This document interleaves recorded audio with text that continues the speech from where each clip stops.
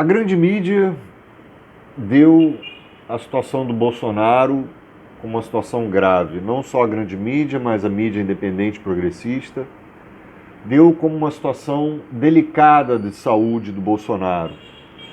Que ele estava em estado gravíssimo, etc., risco de morte, enfim. E não é bem assim, tá?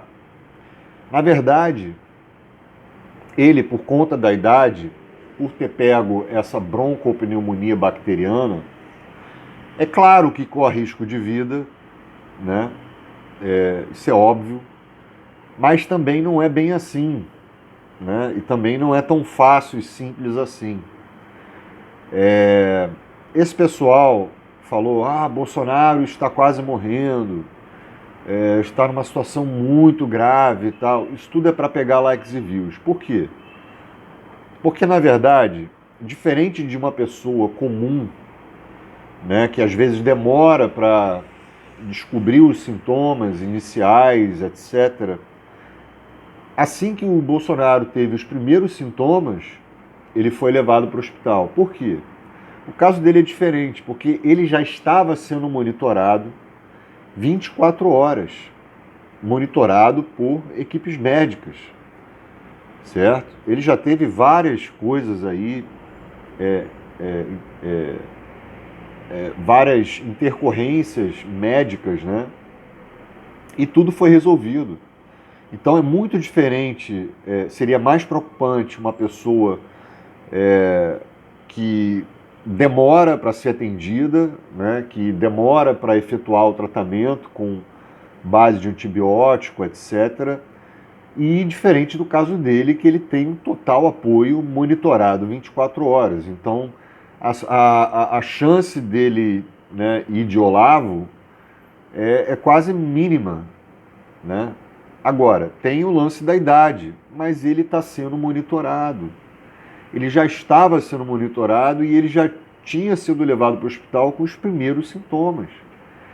E são nas primeiras 24 horas, 48 horas, nos primeiros sintomas, que os antibióticos podem combater esse negócio, certo? Então tem muito sensacionalismo.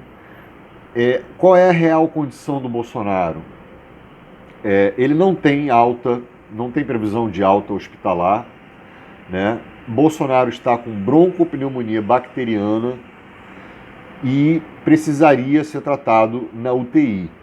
Isso não quer dizer que ele está em estado gravíssimo e tal, e as infecção espalhou, etc. A verdade, pessoal, infelizmente, Bolsonaro foi tratado desde o início. E ele segue se recuperando, infelizmente, né? Gostaria de ter sido ao contrário. Mas Bolsonaro segue estável, essa é a real condição dele, porém não tem previsão de alta. Mas assim que os antibióticos fizerem o efeito, assim que passarem essas 20, 48 horas, né, que são cruciais, aí vocês vão ver que vaso ruim não quebra. um cara abjeto, né, que durante a pandemia inicialmente recusou a comprar vacina, foi o Dória. Um cara que imitava de gente sufocada, né, morrendo daquele vírus lá. Um cara que debochou, né, do próprio vírus, das próprias vítimas, né, tá agora com a broncopneumonia bacteriana, né, que pode levar à falta de ar, etc. Por que eu estou falando que a situação do Bolsonaro não é tão grave, não é gravíssimo, né? Não é uma coisa de, ferrou, agora o Bolsonaro vai de Olavo. Não. A minha mãe, né, minha falecida mãe, que Deus a tenha, ela teve muitos problemas, né? O Bolsonaro, ele nunca, pelo menos esses anos que a gente viu, né, ele nunca teve problema pulmonar. E tem gente, né, que tem, por exemplo, o caso da minha mãe, né, ela tinha uma broncopneumonia e uma pneumonia uma atrás da outra, sabe? Recuperava de uma, depois tinha outra. Isso aí é uma situação terminal, né? Isso aí é uma situação quase que irreversível, porque a cada pneumonia que pegava, mais comprometia, seria mais difícil de reverter, né? E essa não é a situação do Bolsonaro. O Bolsonaro não tem uma imunidade baixa pulmonar, né? Como se fosse uma doença autoimune pulmonar. O caso da minha mãe era esse, né? Que ela sempre tinha o pulmão muito fraco, né? E quando pegava pneumonia era uma porrada muito forte, né? Ela ficava mais debilitada, né? E ela era muito mais jovem do que o Bolsonaro. Então a gente já começa a separar essas duas coisas, certo? Outro detalhe, Bolsonaro está no melhor hospital do Brasil, Copa DF Star, se eu não me engano. Isso aí é mais do que hotel de 5, 6 estrelas, certo? Então, o genocida está, infelizmente, consciente e não precisou ser entubado e foi diagnosticado com essa pneumonia aí. Agora ele está consciente, conseguindo falar melhor, o desconforto respiratório foi amenizado, tá vendo? É isso que era o crucial. Então, nossas primeiras 8 horas de tratamento estabilizou, está melhor, mas longe de estar em um quadro controlado. Eles falam isso porque é o que eu falei, precisaria das 48 horas para ver como é que ia desandar isso aí, se evoluir ou não. Pelo que eles estão falando, o quadro respiratório, o desconforto já foi amenizado, certo?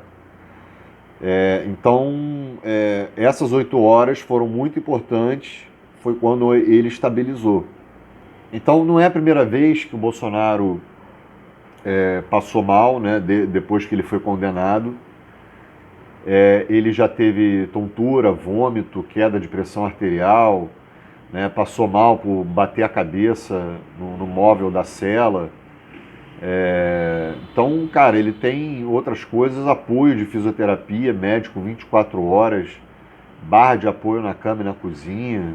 O cara tá super assistido, tá no melhor hospital do Brasil, cara.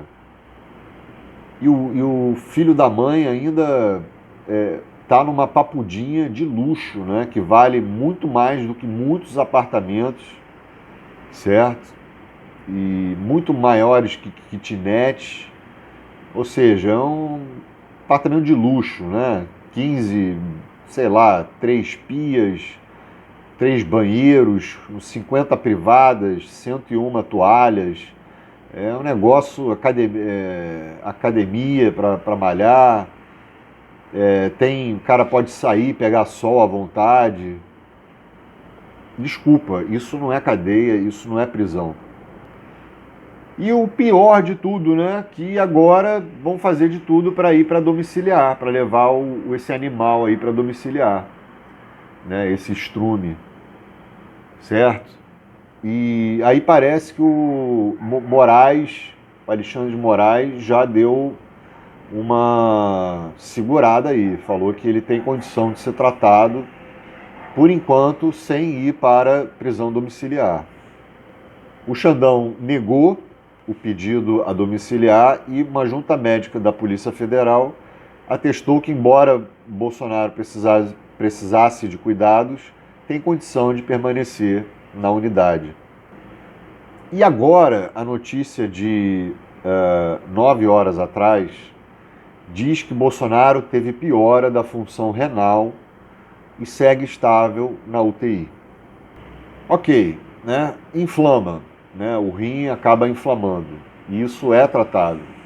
O tratamento é com antibióticos, no caso da broncopneumonia, né? Hidratação por via endovenosa, na veia, fisioterapia respiratória e motora, além das medidas de prevenção de trombose venosa.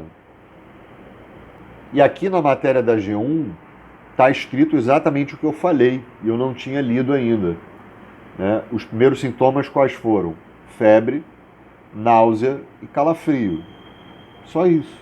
Isso já fez com que ele fosse para o hospital, né? Fosse avaliado primeiramente e depois levado ao hospital.